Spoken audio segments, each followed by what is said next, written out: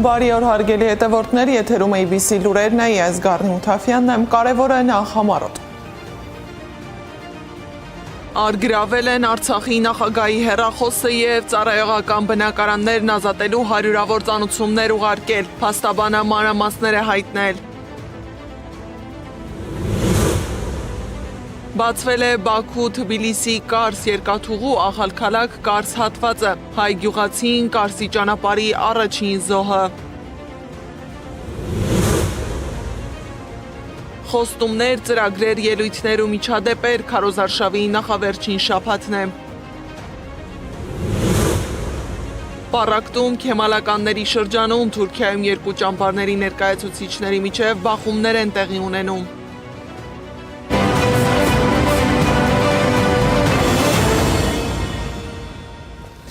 Հայաստան-Ռուսաստան հարաբերություններում լարվածության գույները աստիճանաբար ավելի են խտանում։ Ռուսական պարբերականներն են անդրադարձել վերջին օրերի իրադարձություններին։ Պարբերականներից մեկի հետ զրույցում ռուս քաղաքագետ Նիկիտա Մենտկովիչը ասել է, որ Ռուսաստանը և Հայաստանի միջև հնարավոր դիվանագիտական խզման ժամկետն այժմ ուղղակիորեն կախված է նրանից, թե որքան հեռու է պատրաստ գնալ Երևանը Եվրամիության հետ ինտեգրացիոն գործընթացներում։ Քաղաքագետն ասել է, որ Նիկոլ Փաշինյանը պատրանքներ ունի իր քաղաքական անխոցելիության վերաբերյալ։ Կոմերսանտն էլ գրել է, որ Մոսկվայի և Եվրամիության հետ ավելի սերտ ինտեգրման ձգտող Երևանի միջև լարվածության սրումը հանգեցրել է ևս մի առևտրային պատերազմի։ Մի քանի օրվա ընթացքում Ռուսաստանն արգելել է ծաղիկների միրգ բանջարեղենի, ջերմուկ հանքային ջրի և կոնյակի ներմուծումը մի քանի կարևոր հայկական ձեռնարկություններից, պարտադիր պահանջներին չհամապատասխանելու պատճառով։ Սակայն դժվար թե առճակատումը դրանով ավարտվի։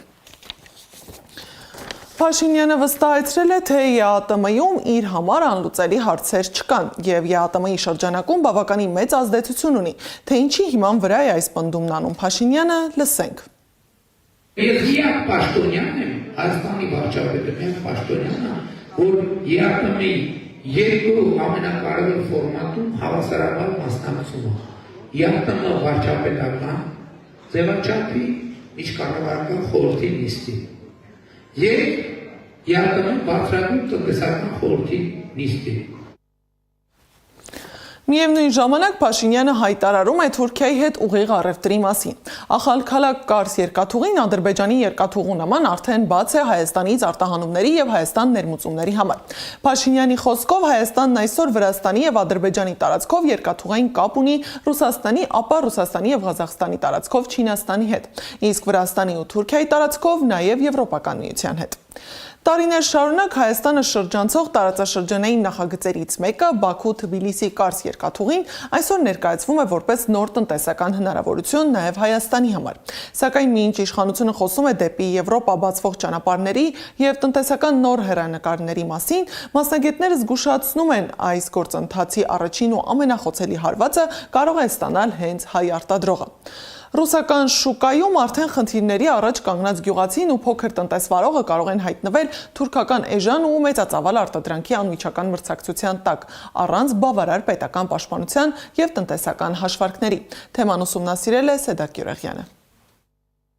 Բացվել է Բաքու-Թբիլիսի Կարս երկաթուղու Ախալքալաք Կարս հատվածը, որը Ադրբեջանը, ինչպես ասում են, վերջապես կապել է Թուրքիային և Եվրոպային։ Ի սկզբանե Հայաստանը շրջանցելու համար ստեղծված երկաթգծային ուղու հեղինակն ու ֆինանսավորողը Ադրբեջանն է, բայց առաջինը դրա բացման մասին հետաքրքրական կերպով չի հնչում ոչ Բաքվից, ոչ Անկարայից, ոչ էլ Թբիլիսիից, այլ Նիկոլ Փաշինյանից։ Ուզում եմ հայտարարել, որ Ախալքալաք Կարս երկաթուղին Ադրբեջանի երկաթուղու նման արդեն բաց է Հայաստանից արտահանումների և Հայաստան ներմուծումների համար։ Սա մեծ իրադարձություն է մեր երկրի տնտեսական կյանքում։ Շնորհակալ եմ Թուրքիայի և Վրաստանի գործընկերներին։ Փաշինյանը դեպի Եվրոպա արտահանումների աննախադեպ հնարավորությունից և Թուրքիայի հետ ուղիղ տնտեսական կապերի ստեղծումից է խոսում։ Սա անում է Ռուսաստանում հայկական միրգ բանջարեղենի, խմիչքների և այլ տնտեսական ապրանքների մուտքի և վաճառքի կասեցման ֆոնին։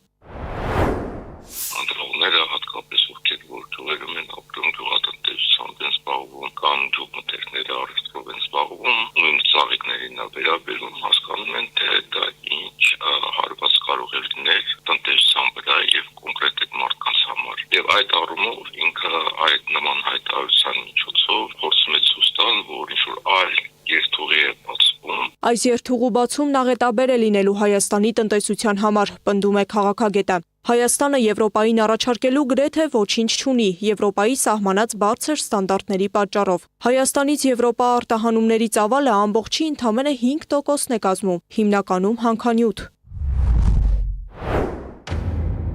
Այստեղ լոկ համապատասխանելու հարցը չէ, որովհետև դրանից հետո դեռ պետք է հասկանալ, իսկ Հայաստանը կարող է մրցակցել այդ շուկայի համար այնպիսի խոշոր խաղացողների հետ, ինչպես օրինակ Չինաստանը, Հնդկաստանը, Պակիստանը, Արևելյան Ասիայի մի շարք այլ երկրներ, որոնք թե ստանդարտացման հարցում, թե քանակի հարցում ծավալի եւ էժան աշխատուժի շնորհիվ պարզապես կարող են անգամ չնկատել Հայաստանին։ Իսկ Հայաստանը այս երթուղում շահագրգիռ կողմ չի կարող լինել, ինչպես Փաշինյանն է ներկայացնում։ Այդ Թուրքիան է ուղիղ ելքի հնարավորություն ստանում դեպի հայկական շուկա, որը փաստի առաջ է կանգնեցնելու հայ տնտեսվարողին, հատկապես գյուղմթերքի իրացման շուկայում։ Եվրոպական որևէ երկիր չի կարողանում դիմագրավել թուրքական ապրանքների էքսպանսիան եւ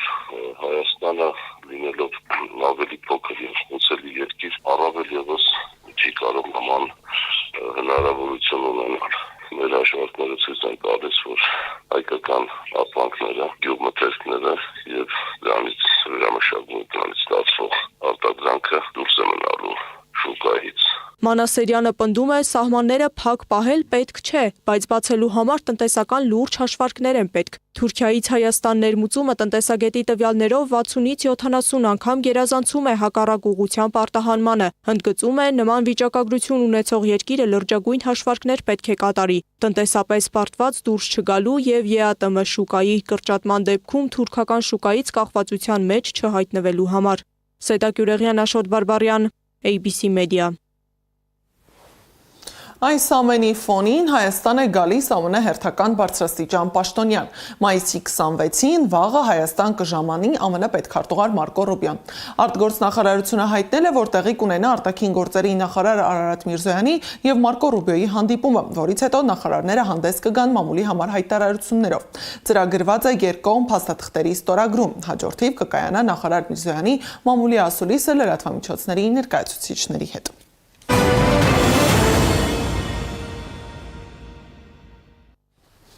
Արգրավել են Արցախի նախագահի հեռախոսը։ Փաստաբան Ռոման Երիցյանը հայտնել է, որ ըստ զինվորական քննչական գլխավոր վարչության հետաքրքրությունը 2023 թվականի սեպտեմբերի 24-ին բենզալցակայինի պայթյունի վերաբերյալ իրադարձություններն են, մինչդեռ հեռախոսը 2025 թվականի արտադրության է։ Փաստաբանի խոսքով ծառայողական բնակարաններն ազատելու հարյուրավոր ծանուցումներ են ուղարկել արցախցիներին, այդ թվում Արցախի նախկին զինկոմիսար Ֆելիքս Գաբրիելյանին եւ Արցախի հանրապետության պաշտպանության նախկին նախարար Միքայել Արզումանյանին։ Բնակարանը հատկացվել է ոչ իրավաչափ պատճառաբանությամբ։ Իսկ Արցախի ներկայացուցչության շենքից սեփականազրկելու դատախազության հայցի վերաբերյալ վճիռը մինչև այսօր չեն հրապարակել։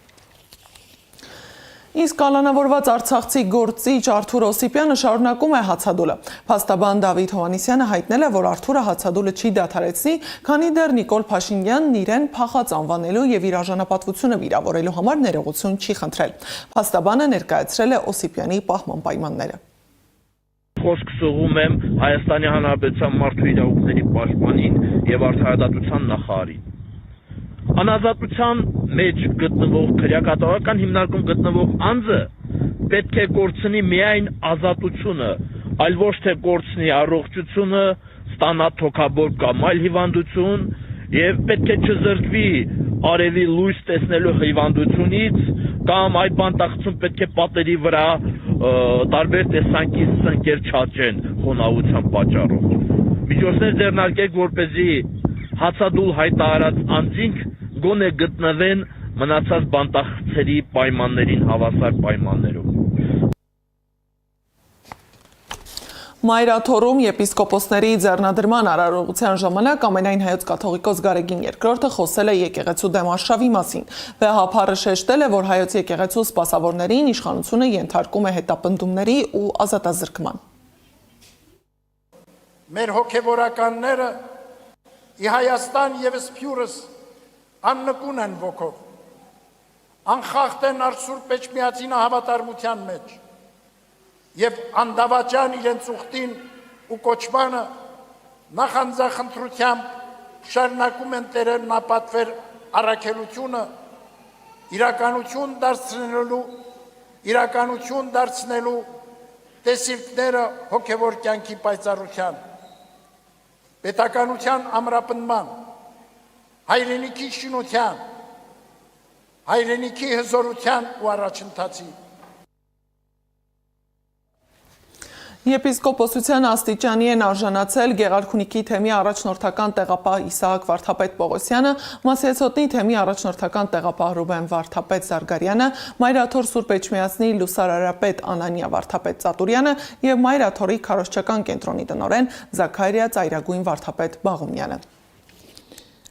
Այսօր ադրբեջանական բանտում կեղծ մեղադրանքներով 20 տարվա ազատազրկման դատապարտված գործարար բարերար Արցախի նախկին պետնախարար Ռուբեն Վարդանյանի 58-ամյակն է։ Նա արդեն երրորդ անգամ է ծննդյան օրը նշում է ադրբեջանական բանտում։ Երևանից Մոսկվայի բիզնես աշխարհ, այնտեղից միջազգային կրթական ու բարեգործական նախագծեր, հետո շրջափակված Արցախ և Բաքվի բանտ։ Ով է Ռուբեն Վարդանյանը, ռեպորտաժում։ Ռուսաստանում առաջին ներդրումային բանկի հիմնադիր, Մոսկվայի առաջին մասնավոր բիզնես դպրոցի ստեղծող, բարերար, Արցախի պետնախարար, ապա գերի Բաքվի բանտում։ Նա հայոց ցեղասպանությունից փրկվածների ժառանգ է, հայ ընտանիքի որդի, մարդ, որ իր ճանապարհը հարթել է ինքնուրույն։ Սա Ռուբեն Վարդանյանի կյանքի պատմությունն է։ Ռուբեն Վարդանյանը ծնվել է 1968 թվականին Երևանում, 1985 թվականին տեղափոխվել է Մոսկվա, ավարտել Մոսկվայի պետական համալսարանի տնտեսագիտության ֆակուլտետը, այստեղ էլ սկսվել է նրա մասնագիտական ճանապարհը։ Խորհրդային միության փլուզումից հետո շատերը խուսափում էին ռիսկից։ Այդ տարիներին բիզնես սկսելը անորոշություն էր, հաճախ վտանգ։ Ռուբեն Վարդանյանը դիմում է այդ ռիսկին։ Ռուսաստանում ստեղծում է առաջին ներդրումային բանկը, հետագայում էլ հիմնում Մոսկվայի առաջին մասնավոր բիզնես դպրոցը, որտեղ թրծվում էին ապագա տնտեսագետներն ու կառավարման մասնագետները։ 1988-ից 90-ականների վերջին Հայաստանում ծանր ժամանակաշրջան էր, երկրաշարժ, պատերազմ, մութ ու ցուրտ տարիներ։ Ռուբեն Վարդանյանը հայրենիքում կատարվողին անհաղորդ չէր։ 2000-ականների սկզբին Հարվարդում կրթության տարիներին նա հանդիպում է բոստոնահայ գործարար Նուբար Աֆեյանին և միասին նախաձեռնում են Հայաստան 2020 նախագիծը, մշակում մինչև 2020 թվականը Հայաստանի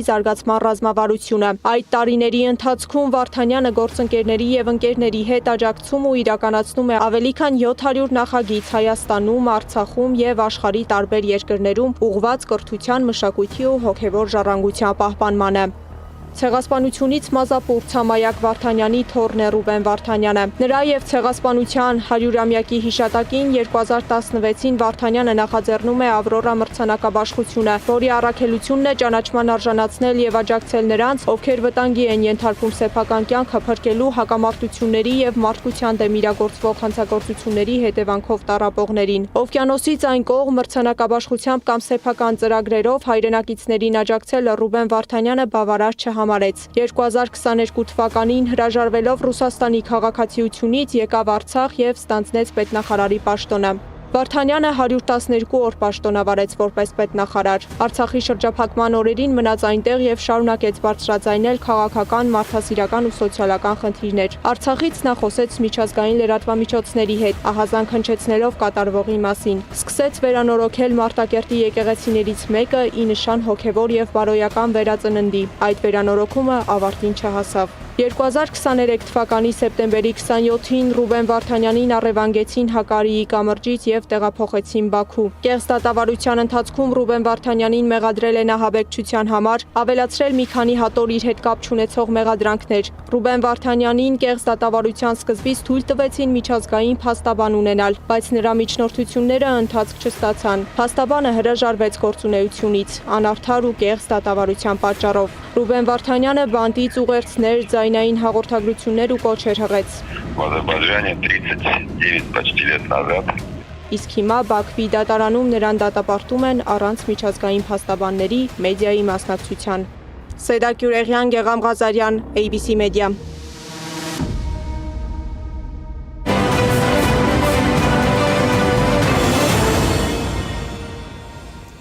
Քիչ առաջ Սամվել Կարապետյանը հանդես է եկել հայտարարությամբ։ Նա ասել է, մենք մեր կառավարության հենց առաջին նիստում ընդունելու ենք Սաֆարովի կանխարգելման օրենքը, որպեսզի արգելենք ադրբեջանցիներին գնել մեր հողերը, ասել է Կարապետյանը։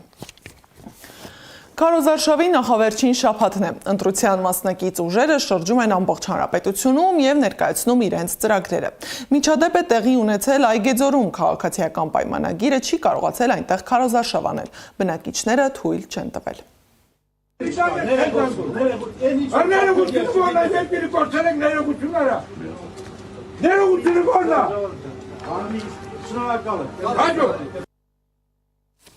Հայաստան դաշինքը Երևանում էր։ Դաշինքի առաջնորդ եւ վարչապետի տեխնացու Ռոբերտ Քոչարյանը ներկայացրել է պետության անվտանգության եւ երկարատև խաղաղության սեփական բանաձևը։ Ըստ նրա, երկրի պաշտպանողունակությունը հենվում է 3 անկյունաքարային բաղադրիչների վրա՝ մարտունակ բանակ, ուժեղ առաջնորդ եւ հզոր դաշնակից։ Եթե չունես ուժեղ առաջնորդ ու բանակ, դու գործընկեր չես, այլ բեռ ես, շեշտել է Քոչարյանը։ Եվ առանց հզոր դաշնակցի դժվար է ապահովել ամբողջական անվտանգությունը, որովհետև դու կարող ես հակադրվել փոքր երկրներին, բայց մեծ երկրների համար պետք է նաև մեծ ուժեղ հզոր դաշնակից։ Եվ սա է խաղաղության բանաձևը։ Հակառակ դեպքում խաղաղությունը ոչ թե հենված է օբյեկտիվ հանգամանքների վրա, այլ մեկ մարդու քո հակառակորդի բարի կամքի վրա։ Լավ առաստեսավ, թե վատ երաստեսավ։ Պատգամավոր Քրիստինե Վարդանյանն էլ ընդգծել է, որ իրենց ուժը գալիս է նոր որակի պետություն ստեղծելու համար։ Քաղաքացիներին էլ հորդորել է թույլ չտալ, որ միֆերը հաղթեն իրականությանը։ Մի ընտրեք միֆերի հիման վրա, ընտրեք իրականության հիման վրա ու մերժեք այս վատ իրականությունը, այս անընդունելի իրականությունը 2026-ին մերժեք 16-ին։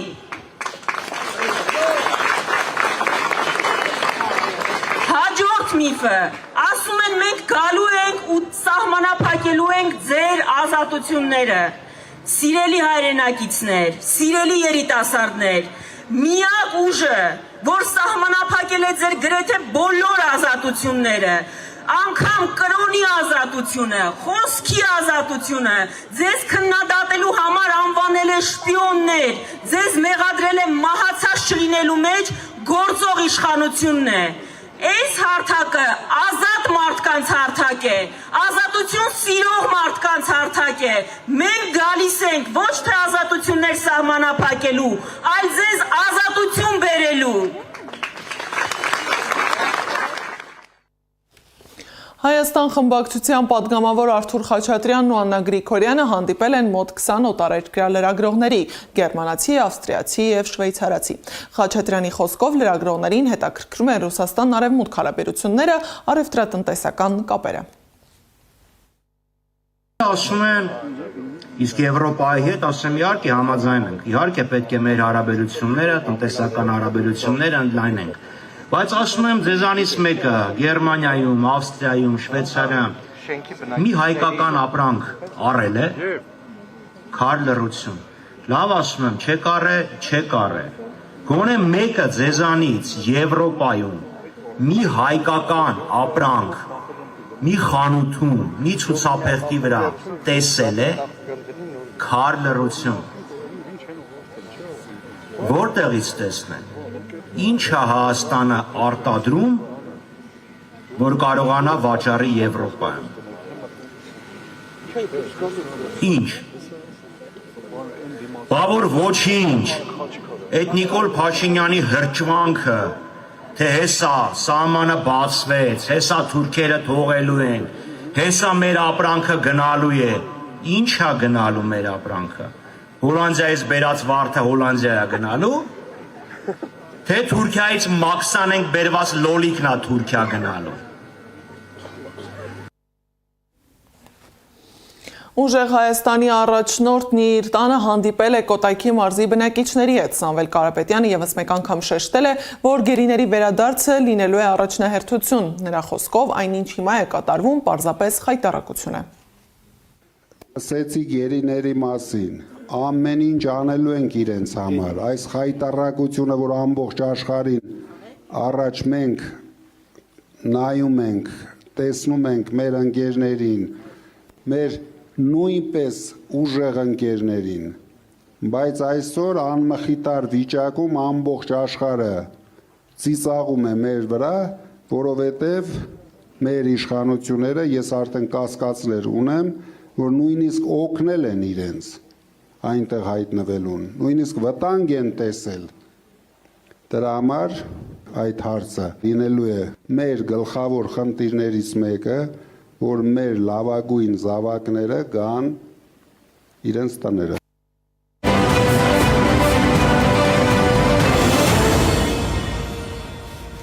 ԱՄՆ պետքարտուղար Մարկո Ռուբիոն հայտարարել է, որ Միացյալ Նահանգները կամ Իրանի հետ կունենա լավ համաձայնագիր, կամ էլ հարցը կլուծի այլ կերպ։ Ռուբիոն Նյու Դելիում լրագրողներին ասել է, որ ԱՄՆ-ն լիովին կգործածի դիվանագիտական ճանապարհով հարցը լուծելու հնարավորությունները նախքան այլընտրանքներ դիտարկելը։ Հայտարարությունն արվել է այն բանից հետո, երբ նախագահ Դոնալդ Թրամփը կիրակի հայտարարել է, որ իր ներկայացուցիչներին հանձնարարել է չշտապել Իրանի հետ որևէ համաձայնագրի հարցում։ Ռուբիոյի խոսքով սեղանին բավական լուրջ առաջարկ կա, նեղուցը բացելու, այնտեղ նավարկությունն ապահովելու, միջուկային հարցի շուրջ իրական նշանակալի եւ ժամանակային առումով սահմանափակ բանակցություններ սկսելու հնարավորության վերաբերյալ, եւ հույս ունեմ, որ կհաջողվի դա կյանքի կոչել։ Իսրայելական ավիացիան Լիբանանի հարավում գրոհել է առնվազն 5 բնակավայր։ Առավել ինտենսիվ հարվածները բաժին են հասել Ջեփշիթին, որի վրա 1 ժամում 5 անգամ անընդմեջ հարվածել են։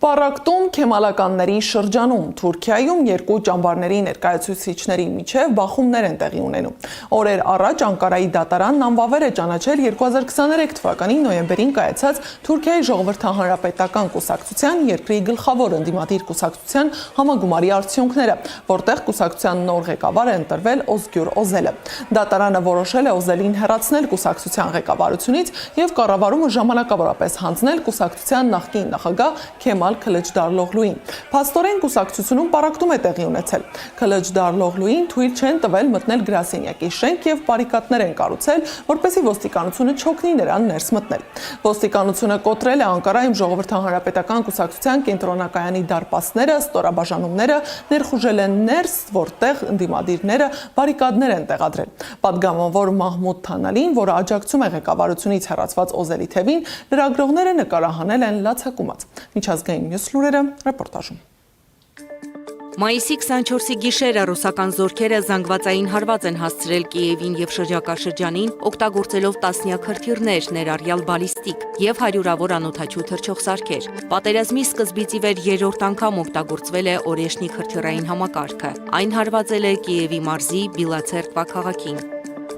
Ռուսաստանի պաշտպանության նախարարությունը հաստատել է տեղեկությունը, հավելելով, որ Օրեշնիկից բացի հարվածներ են հասցվել նաև Իսկանդեր, Կինժալ եւ Ցիրկոն հրթիռներով։ Նշվել է, որ սա պատասխանն է օրերս քաղաքացիական օբյեկտների վրա ուկրաինական ուժերի իրականացրած ահաբեկչական հարձակման։ Հիշեցնենք, մայիսի 22-ի գիշերն Ուկրաինան հարված էր հասցրել Ստարոբիլսկի հանրակացարանին։ Հարձակման պահին շենքում գտնվել է 86 ուսանող։ Այս հարվածներից հետո ելույթ է ունեցել Վլադիմիր Զելենսկին։ Նա Պուտինին անվանել է ծեր օրեշնիկ։ Մեզ անհրաժեշտ են մեր գործընկերների որոշումները, որպեսզի Մոսկվայում այդ ծեր օրեշնիկն արտաբերի խաղաղություն բառը, ասել է Ուկրաինայի նախագահը։ Ռուսաստանի հարվածների ժամանակ Կիևում վնասվել է Ադրբեջանի դեսպանատունը։ Հարվածների հետևանքով կոտրվել են դեսպանատան պատուհանները։ Մակրոնը 4 տարվա ընթացքում առաջին անգամ զանգահարել է Լուկաշենկոյին։ Ֆրանսիական լրատվամիջոցների համաձայն Մակրոնը մասնավորապես շեշտել է Բելարուսի համար ռիսկերը, որոնք կապված են Ուկրաինայի դեմ պատերազմին հնարավոր մասնակցության հետ։ Իսրայելի վարչապետ Նեթանյահուն էլ հայտարարել է, որ Թրամփի հետ համաձայն են այն հարցի շուրջ, որ Իրանի հետ ցանկացած վերջնական համաձայնագիր պետք է բացառի միջուկային վտանգը։ Դա նշանակում է Իրանի միջուկային հարստացման կայանների ապամոնտաժում եւ հարստացված ուրանի դուրսբերում երկրից, գրել է Նեթանյահուն։ Եվ վերջում, մեկ օրում 274 լեռնագնաց նվաճել է Էվերեստի գագաթը։ Նրանք բոլորը բարձրացել են լեռը Նեպալի կողմից։ Ընդհանուր առմամբ Նեպալն այս տարի տրամադրել է Էվերեստ բարձրանալու 494 թույլտվություն, որոնցից յուրաքանչյուրն արժեցել է $15,000։ Զարա Սարգսյան, Անդրանիկ Մանսուրյան, ABC Media։